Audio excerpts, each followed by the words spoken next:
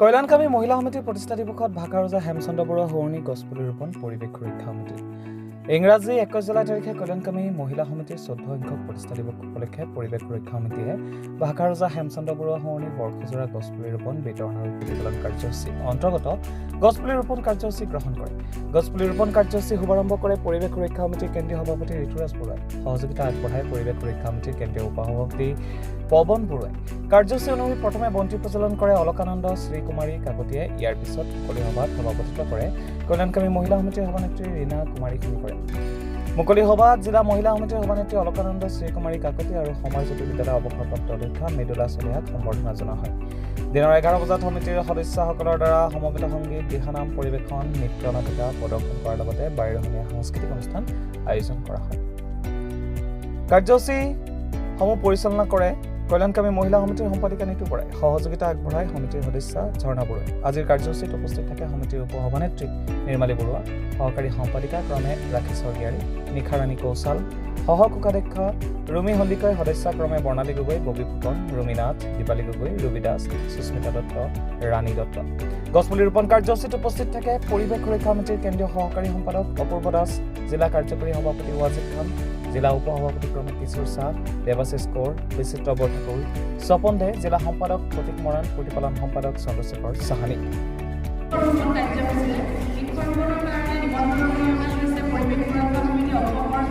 ৰাজ্যিক সভাপতি ঋতুৰাজ বৰুৱাদেৱক লগতে তেখেতৰ দলটি আৰু আমাৰ কেন্দ্ৰীয় উপসভাপতি শ্ৰী পৱন বৰুৱাদেৱ ইয়াত উপস্থিত আছে।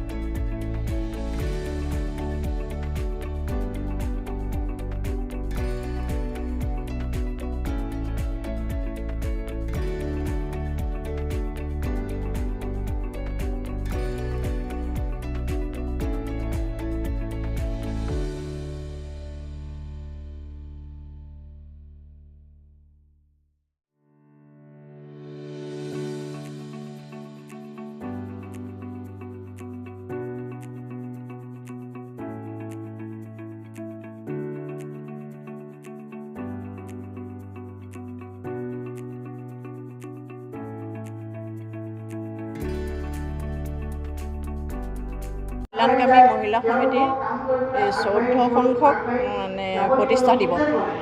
এই মহিলা সমিতিখন বৰদলৈ নগৰ অৱস্থিত। আমি তিনিচুকীয়া জিলা মহিলা সমিতিৰ লগতে আছোঁ, তেওঁলোকৰ ৰেজিষ্ট্ৰেশ্যনৰ লগতে আছোঁ। আৰু আমাৰ ব্যক্তিগতভাৱেও আমি আজি 14 বছৰ দিন চলাই গ'লোঁ এইখন মহিলা সমিতি। এতিয়া আজি তাৰে প্ৰতিষ্ঠা দিৱস। প্ৰতিষ্ঠা দিৱসত আজি আমি ANU হাইস্কুলৰ প্ৰাংগণত প্ৰেক্ষাগৃহত আমি পাতিবলৈ লৈছোঁ। আৰু আমাৰ অনুষ্ঠান এতিয়া চলি আছে। অনুষ্ঠানবিলাকত এতিয়া প্ৰথমে আমাৰ বৃক্ষৰোপণ হৈ গ'ল। বৃক্ষৰোপণ কৰিলে আমাৰ পৰিৱেশ সুৰক্ষাৰ ফালৰ পৰা কৰিলে ঋতুৰাজ বৰুৱাদেৱে, তেখেতে বৃক্ষৰোপণত আহি লাগি দিলে আমাৰ। তাৰপিছতে এতিয়া আমাৰ সম্বৰ্ধনা অনুষ্ঠানো হ'ল, বাকী সভাখন চলি আছে। আমি আমাৰ এটা হেৰি আছিলে দলগত হেৰি গীতটো আছিলে হেৰি আছিলে সমবেত সংগীত সংগীতটো আমি সকলোৱে পৰিৱেশন কৰিলোঁ। তাৰপাছত এতিয়া সম্বৰ্ধনা অনুষ্ঠান হৈ গ'ল। সম্বৰ্ধনা অনুষ্ঠানত এগৰাকী শিক্ষয়িত্ৰী তেখেত প্ৰাক্তন শিক্ষয়িত্ৰী তেখেত খালি অসুস্থ আহিব নোৱাৰিলে, তেখেতক জনোৱা হৈছে। আৰু আমাৰ জিলা মহিলা সমিতিৰ তৰফৰ পৰা আমি অলকানন্দা বাইদেউ সম্বৰ্ধনা জনালোঁ। সেই অনুষ্ঠান হৈ আছে। আৰু ইয়াৰ পাছত আমাৰ কিছুমান অনুষ্ঠান আছে, যেনেকৈ আমাৰ দিহানাম আৰু নৃত্য গীতো আছে। আমাৰ মহিলাসকলে এটা নৃত্য এটা আলোচনা নাটিকা এখন মানে তেওঁলোকে পাতিবলৈ লৈছে, অনুষ্ঠিত কৰিবলৈ লৈছে। তেওঁলোকে সেইখনো হ'ব কৰিলে পৰিৱেশন কৰিব দেখিবলৈ পাব। আৰু তাৰপিছত আজি আমাৰ এই ধৰণে আমি আনন্দ উল্লাসেৰে আজি আমাৰ এই প্ৰতিষ্ঠা দিৱসটো আমি পালন কৰিছোঁ। আৰু সেয়েহে ভাল লাগিছে সকলোৱে একেলগে লগ হৈ পেলাই এই অনুষ্ঠানটো পাতিব পাৰিছোঁ যে ভাল লাগিছে। সেইকাৰণে চতুৰ্থ সংখ্যা আমি ইয়াৰ আগতে আমি এটা প্ৰতিযোগিতা পাতিছিলোঁ, সাধু কথা কোৱাৰ প্ৰতিযোগিতা এখন হৈছিল। আজি তাৰ পুৰস্কাৰ বিতৰণী অনুষ্ঠানো আমি ইয়াৰ পাছত পাতি মুকলি সভা যেতিয়া অনুষ্ঠিত হ'ব তাতে আমি সেই পুৰস্কাৰ বিতৰণী সভাখনো আমাৰ অনুষ্ঠিত হ'ব। তাতে আমি সেই শিশুসকলক আমি পুৰস্কাৰ সেইকেইটা প্ৰদান কৰিম।